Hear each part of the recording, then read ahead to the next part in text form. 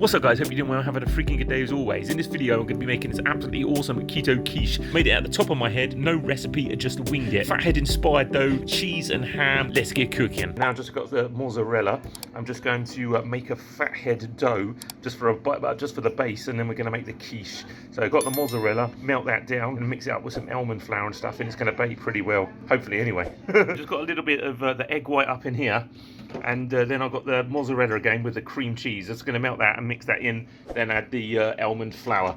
Obviously, guys, if you can, use glass. It's just so much better than plastic.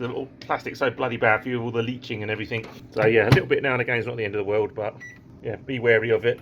Oh, there we go then, guys. I just got the fathead crust. Like I say, I'm just a bit of a throwing together one. Some cream cheese, egg white, mozzarella, almond flour, salt, pepper, and some onion powder, and a bit of garlic powder. So I just put that 15 minutes to preheat it, give it a nice crust on the bottom. You don't want a soggy bottom.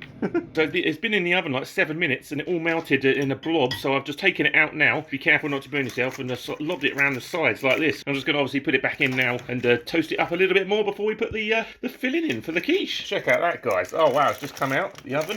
Obviously it's burning my hand, so I'm putting it back down. But yeah, it's come out all right. Look at that, nice crispy bottom. Look at that. That was bloody good, doesn't it? Quite happy with that. Just going to add in a lovely bit of ham at the bottom like that.